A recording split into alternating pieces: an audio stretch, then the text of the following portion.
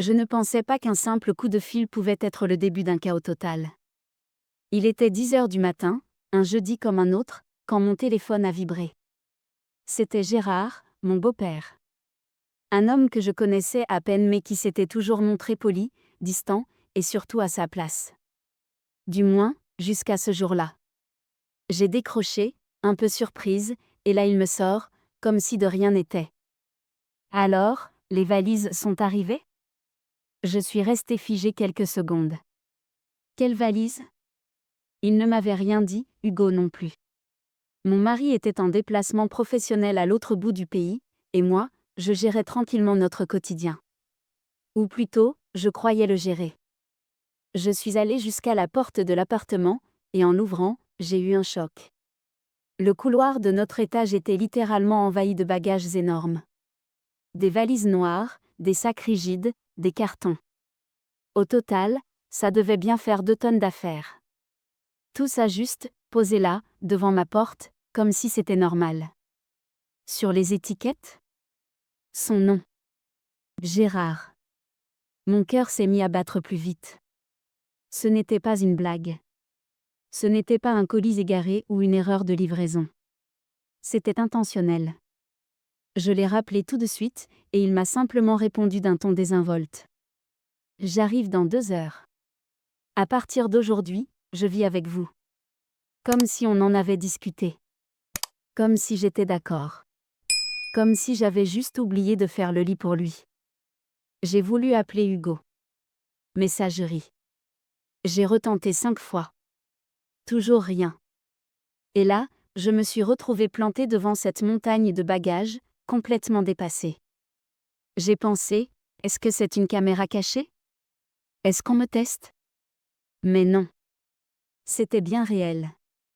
Alors j'ai dit tout haut, à moi-même, avec un petit rire nerveux. Oui, elles sont arrivées. C'est juste que, je viens de déménager. C'était instinctif. Une phrase absurde, ironique, mais elle sonnait presque comme une prophétie. Je me suis recroquevillée dans le canapé. Je regardais les valises par l'entrebâillement de la porte. Mon esprit tournait à 1000 à l'heure. Je n'avais pas donné mon accord, personne ne m'avait consulté. Et pourtant, un homme adulte s'apprêtait à envahir mon intimité, mon chez-moi, juste parce qu'il en avait décidé ainsi. Et c'est là, dans ce moment suspendu, que quelque chose s'est allumé en moi. Pas de colère. Pas encore. Mais une lucidité brutale. Je ne pouvais pas empêcher l'atterrissage de Gérard, mais je pouvais décider de ce qui allait se passer après. À ce moment-là, je ne savais pas encore exactement comment j'allais m'en sortir. Mais une chose était sûre, je n'allais pas me laisser piétiner. Pas dans mon propre salon. Pas par le père de quelqu'un d'autre. Et surtout, pas sans un plan. Je ne savais pas à quoi m'attendre, mais certainement pas à ça. À 14 heures pile, il a sonné. Enfin, sonner, c'est un grand mot. Il a appuyé 3 fois comme s'il voulait défoncer la sonnette. J'ai ouvert, et là, Gérard était là. Raide comme un piquet, veste pliée sur l'avant-bras, sourire poli mais suffisant. Et sans même un bonjour, il m'a lâché. Je peux entrer ? Sauf qu'il n'a pas vraiment attendu ma réponse. Il est passé devant moi, balayant l'appartement du regard, comme un inspecteur. Il s'est arrêté dans l'entrée, a regardé autour, puis a pointé du doigt une porte fermée. C'est là, la chambre d'amis ? Ce n'était pas une chambre d'amis. C'était mon bureau. Mon petit cocon à moi. Mon espace perso où je bossais, lisais, respirais. Mais évidemment, il ne m'a pas demandé si c'était disponible. Il l'a décidé. Et le pire ? J'ai ouvert la bouche pour protester, et je n'ai rien dit. J'étais encore sonnée. En moins d'1 heure, il avait pris possession des lieux. Il a fait déplacer mon fauteuil préféré sous prétexte qu'il gêne la circulation. Il a posé sa trousse de toilette dans la salle de bain commune, en poussant mes produits contre le mur. Il a pris la télécommande comme s'il était chez lui. À 19 heures, il a changé de chaîne pendant que je regardais une série. Et quand j'ai protesté, il m'a regardé droit dans les yeux et m'a dit : « C'est pas une maison d'enfants ici, hein. Faut s'adapter. » Le lendemain matin, il s'est réveillé à 6 heures. 6 heures. Et il a commencé à passer l'aspirateur. Dans tout l'appartement. Un vendredi. J'ai cru que je faisais un cauchemar. Puis il a ouvert le frigo et a demandé pourquoi je n'avais pas de vrai pain et de la confiture maison. Je l'ai regardé, incrédule, et j'ai répondu. On n'est pas dans une auberge, Gérard. Il a levé les yeux au ciel. J'ai serré les dents. Mais au lieu d'exploser, j'ai commencé à prendre des notes. Chaque mot, chaque action, chaque intrusion. Tout. Un petit carnet que j'ai baptisé intérieurement Chronique d'un squatteur. Et croyez-moi, il se remplissait vite. Il a même fouillé dans le placard à linge pour trouver des draps plus propres. Il a jeté mes coussins décoratifs, les trouvant inutiles. Et puis, ce moment surréaliste où il a dit qu'il faudrait établir un planning des repas parce que les habitudes chaotiques, ça fatigue l'estomac. À chaque remarque, chaque geste déplacé, je souriais. Je hochais la tête. Mais à l'intérieur, un volcan se formait. Pas de rage explosive. Non, quelque chose de bien plus dangereux, du calme stratégique. Je savais que je n'allais pas tenir longtemps, mais je savais aussi que s'il restait, ce serait à MS conditions. Et dans ma tête, un seul mot commençait à grandir, à chaque nouvelle humiliation silencieuse, plan. Je crois que c'est à ce moment précis que j'ai compris une chose, ce genre de personne ne comprend que les limites qu'on leur impose. Pas celles qu'on espère, pas celles qu'on suggère avec diplomatie. Non. Les vraies. Les concrètes. Et comme Gérard semblait allergique à toute forme de respect implicite, j'ai décidé de sortir mes meilleures armes, sans jamais hausser la voix. Tout d'abord, j'ai arrêté de réagir. Complètement. Silence stratégique. Gérard pouvait bien commenter mes plats. Ah bon, tu cuisines avec ça, critiquer la température de la pièce, on étouffe ici, ouvre une fenêtre, ou m'expliquer comment je devais organiser ma propre cuisine, je ne bronchais plus. Je souriais. Un petit sourire froid, presque amusé. Et croyez-moi, ça le déstabilisait. Mais ce n'était pas tout. J'ai commencé à documenter tout ce qu'il faisait. Discrètement. Mon téléphone était toujours à portée de main. J'ai filmé les réveils à 5h45 avec la lumière allumée à fond. J'ai enregistré ses remarques sexistes à table. Même ce moment où il a fouillé dans ma commode pour rechercher des draps adaptés.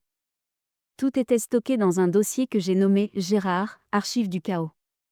Je savais qu'un jour ou l'autre, j'aurais besoin de montrer à Hugo la réalité sans filtre. Parce que par message, ça ne passait pas. Il me répondait, tu sais comment il veut t'aider, il est maladroit. Non. Non, Hugo. Ce n'était pas de la maladresse. C'était de l'envahissement pur et dur. Alors j'ai créé un Google Drive. J'y ai mis les vidéos, les audios, et même des screenshots de nos conversations. Et en parallèle, j'ai commencé à écrire une lettre manuscrite pour Hugo. Pas pour pleurnicher. Pour expliquer. Posément. Froidement. Avec tous les faits. Et pendant ce temps, Gérard continuait de s'imaginer en patriarche. Il s'est même permis de m'interdire de regarder certaines émissions, les qualifiant de débiles. Il est allé jusqu'à me dire que la femme moderne oublie son rôle naturel dans la maison. Ce jour-là, je me suis mordu la lèvre si fort que j'ai saigné. Mais j'ai gardé mon calme. J'ai mangé dans ma chambre pendant 2 jours d'affilée. À la 3e, il m'a dit que c'était malpoli de s'isoler quand on a de la visite. J'ai souri. Et tu n'es pas une visite, Gérard. Tu t'es installé. Il n'a rien dit. Mais j'ai vu, dans ses yeux, qu'il venait de perdre une miette de pouvoir. Ce n'était pas grand-chose, mais c'était un début. Et pendant qu'il pensait que je me résignais, moi, je bâtissais quelque chose. Un plan. Une sortie. Mais pas la mienne. La sienne. J'en étais arrivé à un point où, chaque matin, je me réveillais en me demandant ce que Gérard allait saboter aujourd'hui. Mon espace ? Mon humeur ? Ma dignité ? C'était devenu une routine étrange, une sorte de guerre froide dans mon propre salon. Et franchement, j'étais fatiguée, mais pas vaincue. Un soir, après qu'il m'a longuement expliqué que les femmes de maintenant n'ont plus aucune endurance mentale, oui, mot pour mot, j'ai refermé la porte de ma chambre avec un calme glacial. Et là, dans ce silence pesant, j'ai eu une révélation. J'ai ouvert un tiroir, fouillé sous quelques papiers, et retrouvé un vieux trousseau de clés. Celle d'un petit T2 que j'avais gardé à mon nom, que je n'avais jamais rendu après un contrat de location interrompu. Je n'avais même pas pensé à le résilier. Il était là, toujours vide, toujours à moi. Et c'est à ce moment-là que j'ai su exactement ce que j'allais faire. J'ai passé le lendemain à organiser un plan de déménagement express, sans un mot à Gérard. J'ai contacté 2 amies, les seules à qui j'avais tout raconté. Elles étaient outrées, bien sûr, mais surtout prêtes à m'aider. On a établi un créneau nocturne, discret, pendant lequel on pourrait tout sortir en quelques heures. J'allais me volatiliser. En parallèle, je continuais de jouer mon rôle à la perfection, polie, calme, presque soumise. Gérard, bien évidemment, se sentait plus puissant que jamais. Il parlait de réorganiser la cuisine pour plus de logique, me proposait de revoir les menus de la semaine ensemble, et m'a même demandé si je pouvais l'aider à refaire sa demande de retraite en ligne. J'ai accepté avec un sourire. Intérieurement, je dressais la liste des objets à emmener. J'ai rangé mes papiers dans un sac discret, mes vêtements les plus essentiels dans une valise au fond du placard. Gérard ne voyait rien. Il ne voyait que ce qu'il voulait voir, une belle fille passive, résignée.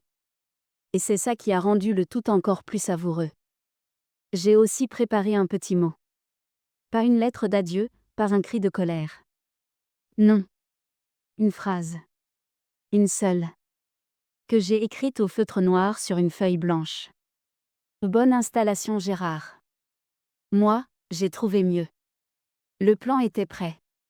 L'adresse de mon ancien appart était toujours active. Il me suffisait d'attendre le moment parfait, celui où Gérard baisserait enfin sa garde. Et je n'allais pas fuir. Non. Je préparais le plus élégant des retournements de situation. Une sortie silencieuse, qui allait faire un maximum de bruit dans son petit univers. Parce qu'à ce stade, il ne s'agissait plus seulement de reprendre ma liberté. Il s'agissait de lui faire comprendre, sans un mot, que la maison qu'il avait envahie n'était jamais la sienne. Le jour J, tout était millimétré. 22h01, mon téléphone vibrait doucement, on est là. C'étaient mes 2 meilleures amies, garées à 2 rues, prêtes à opérer comme des agentes secrètes. Pendant ce temps, Gérard ronflait dans ma future ex-chambre bureau, complètement inconscient de la tempête silencieuse qui s'apprêtait à le balayer. J'ai désactivé le loquet sonore de la porte pour éviter les clics trop bruyants. Une par une, mes amis sont entrés avec des sacs pliables, des cartons vides, et une énergie de vengeance qui m'a presque donné envie de rire. On aurait dit qu'on tournait une série Netflix. Mais ce n'était pas un tournage. C'était une libération. On a commencé par les essentiels, mes documents, mon ordinateur, mes carnets, tout ce que je ne voulais pas voir manipulé par Gérard une fois que j'aurais disparu. Ensuite, mes vêtements, mes livres, mes plantes préférées. On travaillait vite, sans un mot, dans une chorégraphie parfaite. Pas une tasse brisée. Pas une boîte oubliée. Le salon s'est vidé comme par magie. Mon âme quittait cet appartement, et ça faisait un bien fou. C'était comme extirper un poison lent, logé dans les murs. On a laissé les meubles, bien sûr. C'était secondaire. Ce que je voulais, c'était partir légère, mais avec tout ce qui m'appartenait réellement. Et pendant qu'on vidait mon existence, je suis entrée dans la cuisine. J'ai pris la feuille que j'avais préparée, et je l'ai scotchée au frigo. Bonne installation Gérard. Moi, j'ai trouvé mieux. En dessous, j'ai dessiné un petit smiley. Une touche d'ironie, comme un clin d'œil.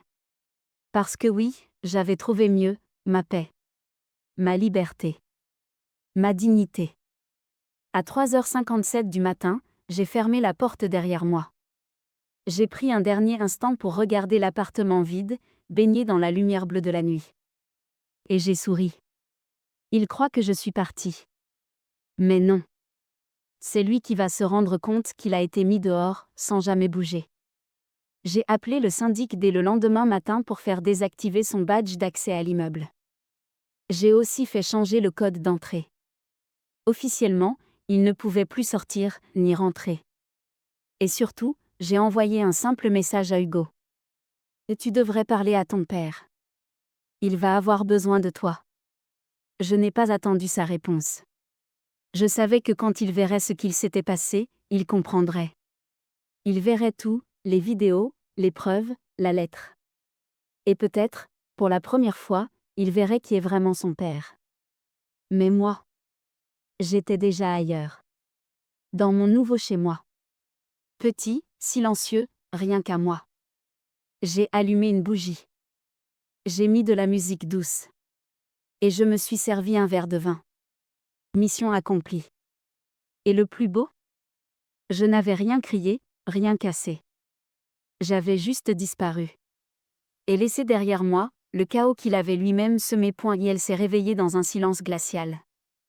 Pas de café en train de couler, pas d'odeur de pain grillé, pas un bruit. Juste, lui, dans un appartement vidé de toute vie sauf la sienne. Gérard a mis quelques secondes à comprendre. Il a rappelé. Élodie. Pas de réponse. Il a poussé la porte de ma chambre. Vide. Il est passé par la cuisine. Silencieuse. Puis il a vu le mot sur le frigo. Bonne installation Gérard. Moi, j'ai trouvé mieux. Il m'a appelé immédiatement. 10 fois. Puis 15. Ensuite des messages vocaux, de plus en plus tendus. Je n'ai rien répondu. Puis il a compris, il était enfermé. Quand il a voulu sortir, son badge ne fonctionnait plus. Et comme la porte d'entrée automatique de l'immeuble exigeait le nouveau code, il était littéralement coincé dans une cage dorée remplie de ses propres valises. J'ai reçu une vidéo de lui envoyée par l'interphone connecté, il parlait à la caméra comme s'il passait un casting. Un regard affolé, la voix tremblante. Élodie, écoute, on peut discuter. Je ne comprends pas ce qu'il se passe. Tu n'as pas le droit de me faire ça. Ah. Mais si, Gérard. J'ai parfaitement le droit. Et ce n'était que le début. Le vrai feu d'artifice est arrivé quand Hugo m'a rappelé. Je n'ai pas décroché. À la place, je lui ai envoyé le lien du dossier Google Drive. Je l'ai intitulé « À lire avant toute réaction excessive ». Dedans, les vidéos, les audios, les notes, les screenshots de chaque remarque déplacée de son père. Aucun montage. Juste la vérité brute. 1 heure plus tard, Hugo m'a écrit. Je ne savais pas, je suis désolé. Est-ce qu'on peut parler? Je lui ai simplement répondu, quand tu auras repris ton souffle. De son côté, Gérard était dans tous ses états. Il a appelé son fils, l'accusant de complicité, criant qu'il était humilié, piégé, traité comme un intrus dans sa propre famille. Oui, Gérard. Exactement ça. Tu es un intrus. Et tu viens juste de te heurter à la seule chose que tu ne pourras jamais contrôler, une femme qui se respecte. J'ai appris plus tard qu'Hugo lui avait répondu très calmement. Tu as dépassé toutes les limites. Tu as fait fuir ma femme. Et honnêtement, tu mérites ce qui t'arrive. Gérard a raccroché. Pas de retour d'appel. Pas de nouveaux messages. Il n'avait plus que ses valises, un canapé, et une note sur le frigo comme unique compagnie. Et moi, de mon côté? J'étais assise dans mon nouvel appartement, un plaid sur les jambes, en train de regarder une comédie en riant aux éclats. Le contraste était parfait. Il avait voulu imposer sa présence. Il s'était retrouvé seul, face à son propre reflet. Quelques jours plus tard, le face-à-face était inévitable. Hugo m'a envoyé un message très simple, « Je suis de retour. Je veux comprendre. Je veux te voir. » Et cette fois, j'ai accepté. Il est arrivé devant mon nouveau logement avec un air qu'il ne portait jamais d'habitude. Moins sûr de lui. Moins détaché. Il m'a regardé comme s'il me voyait pour la première fois depuis longtemps. Je l'ai fait entrer. Pas un mot au début. Juste le silence, lourd, mais nécessaire. J'ai posé mon téléphone sur la table et lui ai tendu la lettre manuscrite que j'avais écrite durant les jours les plus étouffants. Il l'a lue lentement. Page après page. Et ses épaules se sont affaissées. À mesure qu'il découvrait l'ampleur de ce que j'avais vécu, son regard changeait. Il ne me voyait plus comme la femme un peu tendue à cause de papa. Non.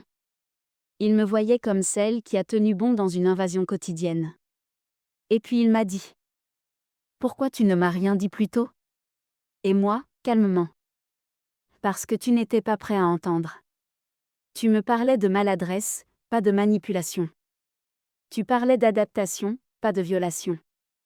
Je te parle maintenant, parce que maintenant, tu vois. Il a hoché la tête. En silence. Pas pour se défendre.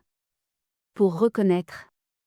Il a aussi admis qu'il avait toujours minimisé le comportement de son père, parce qu'il y était habitué. Et que, quelque part, il pensait que moi aussi je finirais par m'y faire. Mais non. Je ne suis pas née pour supporter l'inacceptable sous prétexte qu'on fait avec. Je suis née pour mettre des limites. Et ce que Gérard avait fait, c'était les pulvériser. Hugo m'a tendu la main, presque timidement. Tu veux qu'on règle ça ensemble ? Je l'ai regardé droit dans les yeux. Je veux que tu comprennes que je ne suis pas revenue pour être ta femme. Je suis restée pour être moi. Et si tu veux qu'on avance, ce sera avec des murs solides entre nous et lui. Il a accepté. Sans condition. Puis on est allé voir Gérard. Hugo voulait qu'on affronte ça ensemble. Je n'avais pas peur. Au contraire. C'était mon terrain, maintenant. Quand Gérard nous a vus arriver, il s'est redressé, comme si un jury allait enfin l'écouter. Il a commencé tout de suite, le ton accusateur. Tu l'as laissé me piéger. Tu sais ce qu'elle m'a fait ? Et Hugo l'a interrompu, posément. Non, papa. Ce qu'elle t'a fait, c'est te montrer ce que tu fais aux gens depuis toujours. Silence. Long. Glaçant. Gérard a blêmi.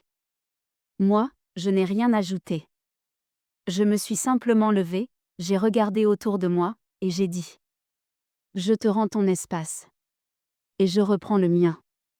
Bonne continuation, Gérard. Et je suis partie. Pas en colère.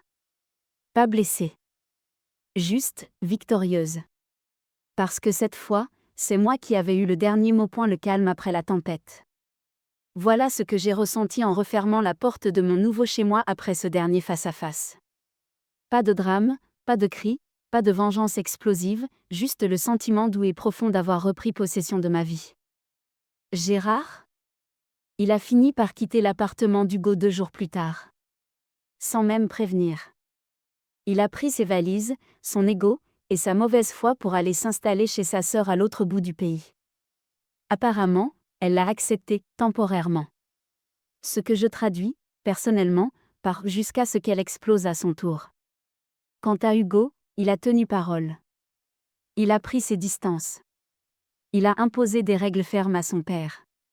Et il a compris que si notre couple devait avoir une chance, ce serait sans compromis sur ma liberté. Pour la première fois, j'ai senti qu'il me regardait avec respect. Non pas comme la femme qu'il aime, mais comme la femme qui s'est tenue debout alors que tout autour voulait l'écraser. J'ai réinvesti mon espace à moi. Un petit appartement lumineux, sans fioritures, mais avec une paix qui vaut de l'or. J'ai redécoré, remis des plantes, accroché mes livres, mon art, mes repères. J'ai même recommencé à écrire. C'est fou comme on retrouve sa créativité quand plus personne ne nous interrompt pour nous dire que les rideaux sont mal repassés.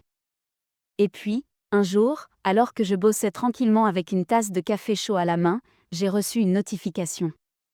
Un message vocal. De Gérard. Je l'ai écouté. Sa voix était basse, lente. Il disait qu'il regrettait peut-être certaines choses, qu'il ne voulait pas que ça se termine ainsi. Il parlait comme quelqu'un qui avait perdu un pouvoir qu'il pensait éternel. Je suis restée assise quelques secondes, à regarder l'écran. Puis j'ai fait glisser mon doigt vers la gauche. Supprimer. Pas de réponse. Pas de relance. Juste silence. Parce que parfois, le vrai pardon, ce n'est pas d'excuser. C'est de ne plus accorder une once d'énergie à ceux qui nous ont manqué de respect. Et ça, Gérard n'aurait jamais les mots pour le comprendre. Le soir même, j'ai reçu mes amis pour un petit apéro improvisé. On a ri, on a trinqué, et on a même ressorti le fameux carnet « Chronique d'un squatteur ». On a relu certains passages, les larmes aux yeux, mais cette fois, de rire. Et moi, au milieu de tout ça, je me suis dit une chose. Je n'ai pas seulement quitté une maison. J'ai fermé la porte à une dynamique toxique. J'ai choisi de m'aimer assez pour dire non. Et croyez-moi, ça, c'est la vraie victoire.